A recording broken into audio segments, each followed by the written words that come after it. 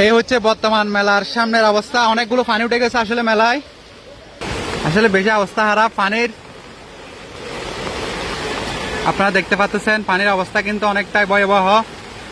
সবগুলো কিন্তু চট্টগ্রাম চন্দনের পাহাড়ি এলাকার পানি আসতেছে এই কাল দিয়ে। এখন কিন্তু আমার মনে হয় আর একটু বেশি হলে মেলার অবস্থা 12টা বেজে যাবে।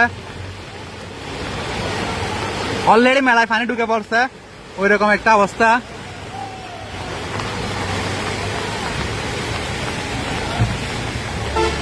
তো যারা মেলার মালামাল আছে ওরা কিন্তু মালামাল অনেকটাই সরিয়ে নিচ্ছে, আমরা দেখতে পাচ্ছি। ওরা কিন্তু মেলার মালামাল অনেকটাই সরিয়ে নিচ্ছে, কারণ পানির অবস্থা ভয়াবহ।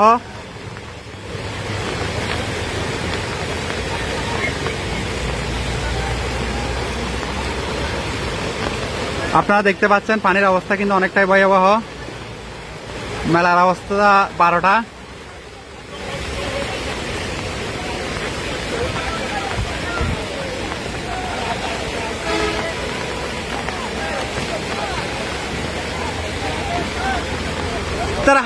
তারা হারা মালামাল নকে তুলের, তারা বেশি বেদিন মালামাল এনে তুলি পড়ায় না। আর যদি পানি ঢুকাতে বেশি, এটা পানি বেশি ঢুকার কোথা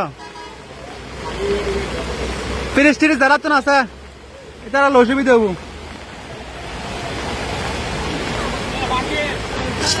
আসলে কিন্তু অনেকটা ভয়াবহ, আপনারা দেখতে পাচ্ছেন।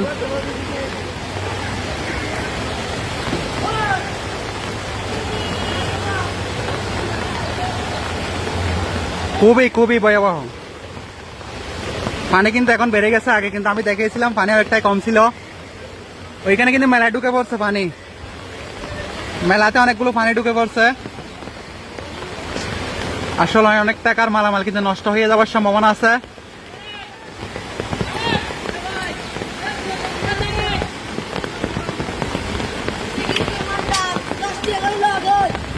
সবাই ভয়াবহ কিছু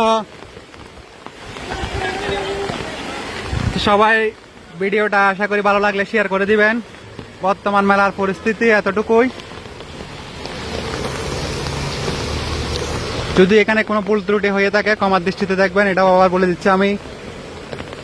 সবাই ক্ষমার দৃষ্টিতে দেখবেন। আসলে ওদের কষ্টগুলো আমি বুঝি, এখন কিছু করার নাই, কারণ ওদেরকে আগে থেকে সিঙ্গেল দেওয়া হয়েছিল বৃষ্টির মধ্যে মেলা না করার জন্য।